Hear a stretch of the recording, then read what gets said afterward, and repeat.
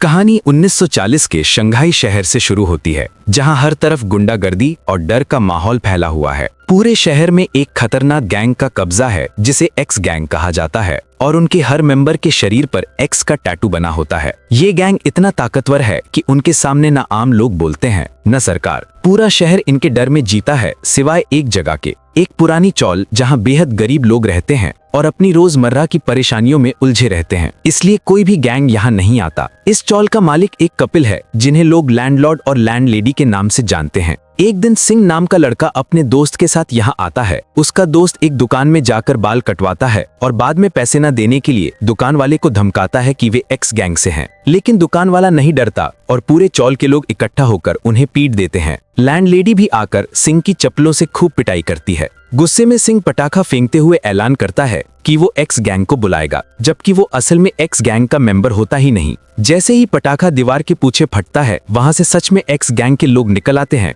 और पटाखा उनके एक मेंबर के सिर पर लगा होता है। पूछताछ में सिंह झूठ बोल देता है कि पटाखा लैंडलेडी ने फेंका था और जैसे ही एक्स गैंग उसके पास बढ़ता है, लैंडलेडी बिजली की तरह भागकर अपने कमरे में छुप जाती हैं। एक्स गैंग बाल काटने वाले युवक को मारने ही वाला होता है कि अचानक वो आदमी उड़कर कचरे के ड्रम में जा गिरता है और किसी को समझ नहीं आता कि उसे किसने मारा। तभी चौल में कपड़े धोने वाला एक शान सा आदमी आगे आता है और बताता है कि ये उसने किया है। असल में वो एक छिपा हुआ कुंफू मास्टर होता है। एक्स गैंग उसके ऊपर टूट पड़ता है, लेकिन वो अकेला कई गुंडों को हरा देता है। फिर चौल में छिपे दो और मास्टर सामने आते हैं, एक दर्जी और एक बावर्ची, और तीनों मिलकर एक्स गैंग की बुरी तरह पिटाई कर देते हैं, जिससे एक्स गैंग भागने पर मजबूर हो जाता है। अब चौल के लोगों को पता चलता है कि ये तीनों कितने ताकतवर हैं। लैंडलेडी उन्हें चौल छोड़ने को कहती है क्योंकि उसे डर है कि एक्स गैंग फिर से आएगा, लेकिन चौल के लोग उसके खिलाफ हो जाते हैं और कहते हैं कि ये तीनों यही रहेंगे। इसी दौरान सिंह और उसका दोस्त एक्स गैंग के हाथ लग जाते हैं, क्योंकि गैंग को शक होता है कि सारे झगड़े की जड़ वही है।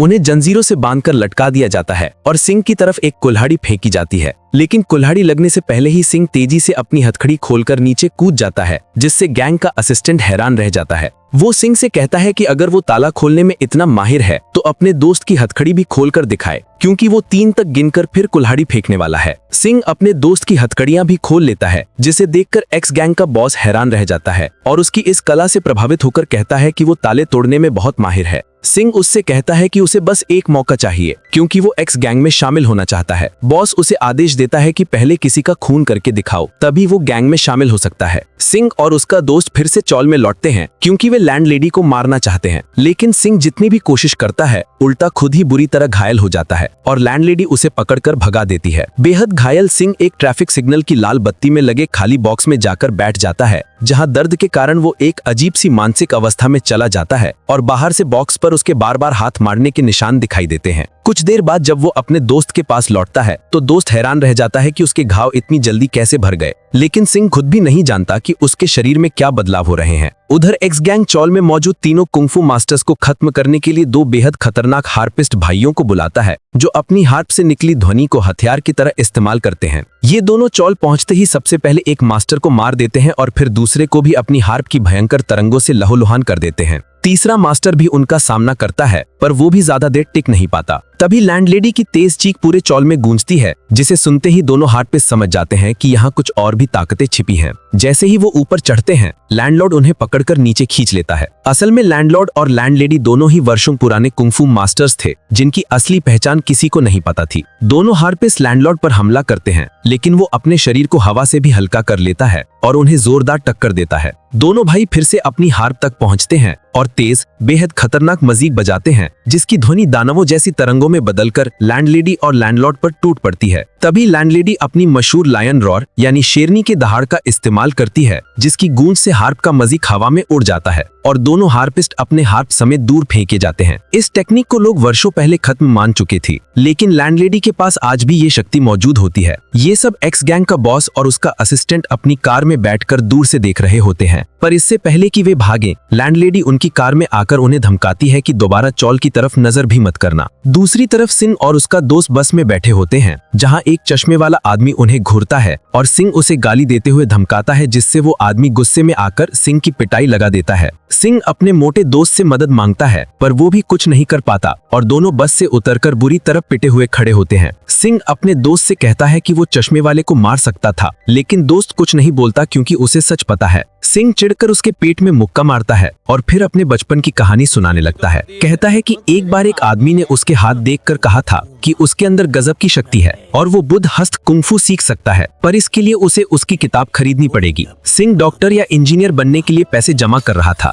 लेकिन उसने सारे पैसे निकालकर वो किताब ले ली और बुद्ध हस्त की प्रैक्टिस शुरू कर दी। एक दिन उसने देखा कि कुछ लड़के एक गूंगी बच्ची से उसकी लॉलीपॉप छीन रहे हैं, तो वो उसे बचाने गया, पर उन लड़कों ने उसकी बहुत पिटाई कर दी। उसी दिन सिंह ने तय कर लिया कि वो अच्छा इंसान नहीं रहेगा। तभी उन्हें एक आइसक्रीम वाली लड़की नजर आती है, जिससे वो पहले भी बिना पैसे दिए आइसक्रीम खा चुके हैं, और सिंह पहचान जाता है कि ये वही गूंगी लड़की है जिसकी मदद करने की उसने बचपन में असफल कोशिश की थी। सिंह बचपन में बहुत बुरी तरह पिटा था, लेकिन एक लड़की आज भी उसे पहचानती है और पसंद करती है, हालांकि सिंह उसे नहीं पहचानता। सिंह के दोस्त को उसके पैसे मिल जाते हैं, मगर जैसे ही वे भागने लगते हैं, वही लड़की सिंह को वही लॉलीपॉप दिखाती है जो बचपन में उससे छीन लिया गया था। उसे देखते ही सिंह को अपना पूरा अतीत याद आ जाता है और उसके अंदर छिपा अच्छा इंसान फिर से जाग उठता है। वो वहां से भाग तो जाता है, लेकिन सारे पैसे अपने मोटे दोस्त को देकर कहता है कि गांव जाकर खेती करना और अब मेरे पीछे मत आना। सिंह का दोस्त जाना नहीं चाहता, लेकिन सिंह उसे मजबूरी में भेज देता है। तभी एक्स गैंग के लोग आते हैं और सिंह को उठाकर ले जाते हैं।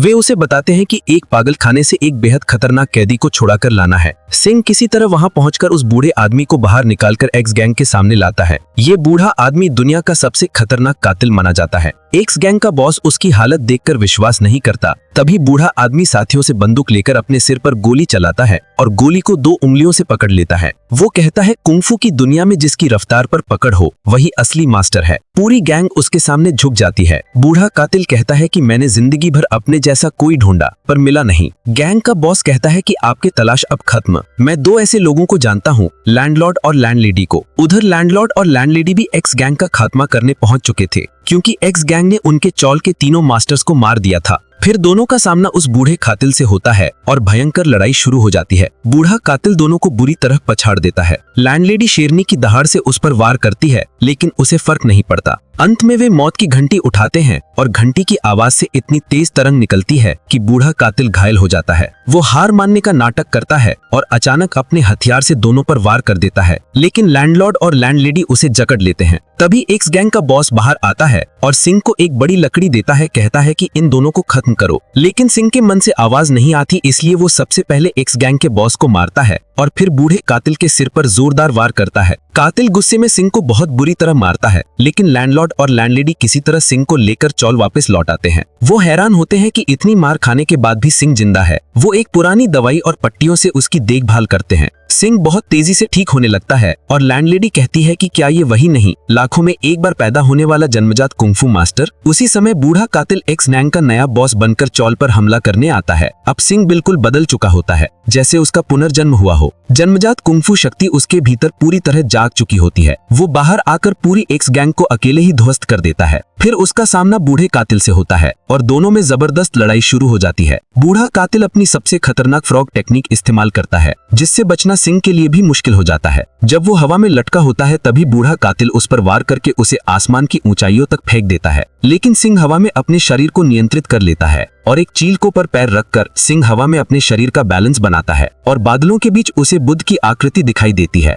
उसी क्षण उसके भीतर छिपा बोधिस्ट कुंफू पूरी तरह जाग उठता है। वो अपनी हथेली को नीचे की ओर मोड़कर बिजली की रफ्तार से धरती की तरफ आता है। कातिलों का कातिल उठने की कोशिश करता है, मगर सिंह के बोधिस्ट प्रहार का दबाव इतना तेज होता है कि वो जमीन में धंस जाता है और हार मान लेता है। लेकिन वो आखिरी बार धोखा देने की कोशिश करता है और सिंह पर झपटता है। तभी सिंह अपनी बोधिस्ट हथेली को उसके सिर के पास से थोड़ा सा साइड में कर देता है, जिससे पीछे की पूरी इमारत ढह जाती है। कातिलों का कातिल चीख तक नहीं पाता। उसे समझ आ जाता है कि चाहे जितनी कोशिश कर ले, वो सिंह को नहीं हरा सकता। वो कांपते हुए पूछता है, ये कौन सी टेक्निक है? सिंह मुस्कुराते हुए कहता है, अगर तुम चाहो तो मैं तुम्हें सिखा सकता हूँ। ये सुनकर वो घमंडी कातिल, जो कभी दुनिया में अपने से बड़ा किसी को नहीं मानता था, घुटनों के बल जमीन पर गिर जाता है और सिंह को मास्टर कहते हुए रो पड़ता है। अंत में दिखाया जाता है कि सिंह उसी लड़की के पास जाता है जो बोल नहीं पाती लेकिन सिंह से बहुत प्यार करती है। उसे खुश करने के लिए सिंह ने लॉलीपॉप यानी कैंडी की एक बड़ी दुकान खोल ली होती है। जब लड़की दुकान में आती है तो सिंह उसे देखकर बहुत खुश होता है,